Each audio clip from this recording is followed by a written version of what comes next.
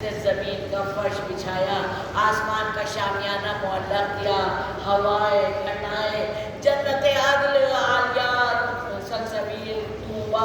کوثر الماس بنائے۔ وہ پروردگار عالم، اس کی حمد و ثنا بھرے دربار میں دیکھیں، اپنے گھر میں گھیر کے لانا کسی کو اور اپنی فضیلتیں سنانا اور بات ہے، اور دوسرے کے وہ بھی یزید جیسے دربار میں کھڑے ہو کے اسی کو ذلیل و خوار کرنا، یہ صرف اور صرف ہمارے چوتھے امام علیہ السلام کی ہی فضیلت ہے۔ کون کہتا ہے کہ لڑے نہیں؟ بس جب میرے مولا نے دربار میں بولنا شروع کیا نا تو سمجھ لیجیے اس کا دربار بھی خیبر کی جنگ لگنے لگا، خیبر بنا دیا انہوں نے اس طرح سے۔ اور پھر وہ بہت طویل بات ہو جائے گی، سبھی کے دوست ہے کہ جب اذان ہونے لگی تو وہ باجے دیتے انہوں نے کہا یزید اب بتا یہ تیرے نانا کا نام ہے یا میرے نانا کا؟ کون لڑے گا ایسے؟ تو شجاعت ایسی، بلاغت ایسی، فصاحت ایسی کہ جس نے جو اکلوتا امام ایسا جو اپنے اوپر ایسے حالات میں پوری امامت کی کشتی کو اور یزید کے تھپیڑوں سے بچاتا ہوا آہستہ آہستہ خرامہ اس نے اتنی خوبصورتی سے ساحل پر لگا دیا کہ آج ہم سب آپ فرش گوشہ نشین ہوتے، چھپے کہیں بیٹھے ہوتے، جیسے ظلم و ستم ہو رہے تھے، لیکن یہ شہزادی زینب صلوات اللہ علیہا نے اور ہمارے چوتھے امام علیہ السلام نے خطبوں کی جو چھڑی لگائی ہے اور جس طرح سے بے نقاب کیا ہے، تو جاتے میں اور منظر تھا، واپسی میں کہاں گئے وہ پتھر؟ سارے لوگ کوہرام مچ گیا پورے یزید کے دربار میں۔ اچھا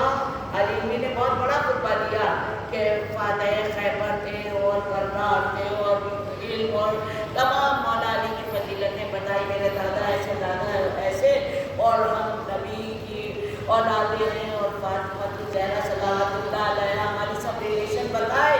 تو وہ کوہرام مچ گیا، رونے لگے پورے جو وہاں پر تھے۔ کہاں ہم لوگوں کو پتہ ہی نہیں تھا اتنی فضیلتوں والے آئے دنیا میں اور چلے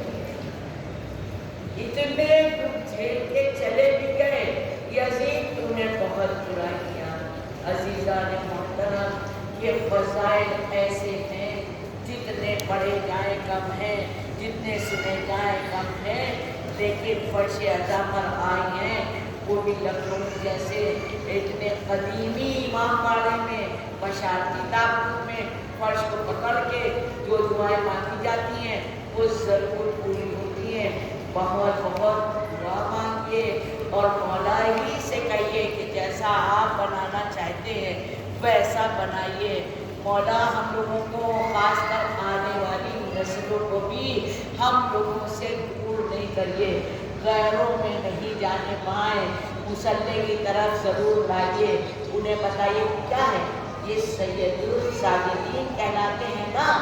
زین العابدین کہلاتے ہیں نا۔ ایک عابد ہوتا ہے عبادت کرنے والا، ایک عابدین عبادتوں کا جو شہنشاہ، جو بادشاہ، سجدوں کا جو شہنشاہ وہ بادشاہ۔ تو ہم ذرا انہیں، ہم سب تو کرتے ہی ہیں ماشاءاللہ، بچوں کی طرف دھیان کریں، اپنے پورے گھر خاندان پر، محلے پڑوس پر بھی کہ کتنے بچے کتنے سجدے کر رہے ہیں، سجدے کریں اور ان کو بتائیے کہ مصلی جو ہے نا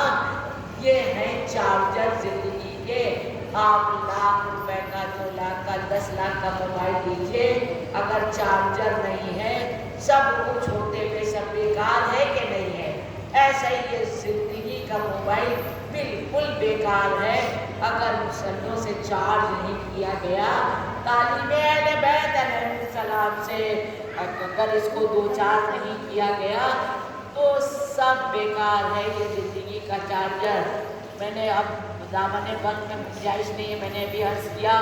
کہ موبائل میں ڈیوائن پلس ہوتے ہیں، وہاں پر جائیے، 5 وقت کی تو نمازیں ہیں ہی ہیں، اول ماہ کی نماز سب پڑھتے ہیں، ایک ہوتی ہے رویت ہلال، جب نیا چاند نکلتا ہے، جب ضرور ایک نماز ہے، چھوٹی چھوٹی سی نمازیں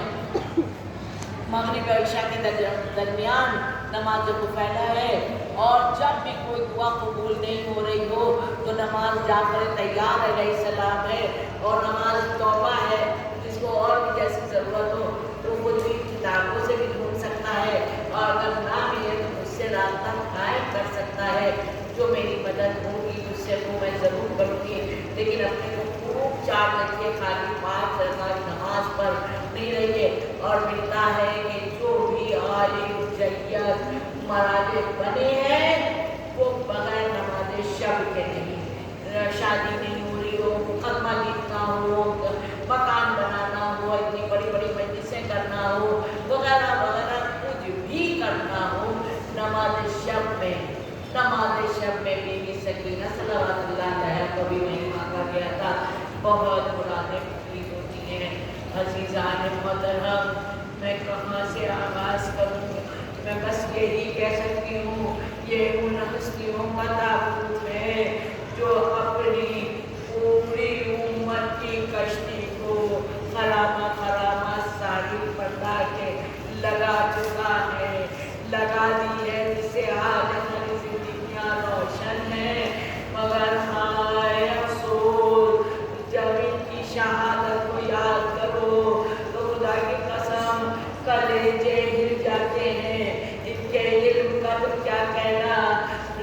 گزارش ہے آپ لوگوں سے کہ صحیفہ سجادیہ اور نہج البلاغہ ضرور پڑھیے، اگر آپ نے نیت بھی ابھی سے کر لی کہ ہاں پڑھیں گے، پڑھ پائے پوری کے نہ پڑھ پائے،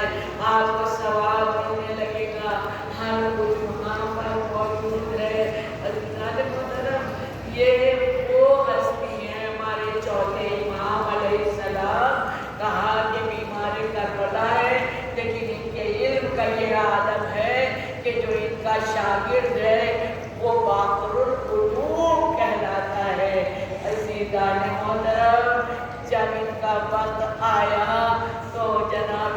محمد باقر علیہ السلام کو پاس بلایا، اے بیٹا یہاں آؤ، اے میرا لال، کیونکہ ہمارے پاس امام علیہ السلام کربلا میں موجود تھے، ارے یہ وہ امام ہیں جنہوں نے اپنی نظروں سے صاحب کربلا کا منظر دیکھا، کہا اے بیٹا یہاں آؤ، یہاں، اے میرا لال، ارے میرے لال ذرا تم بتاؤ کربلا میں تم نے کیا دیکھا؟ کہا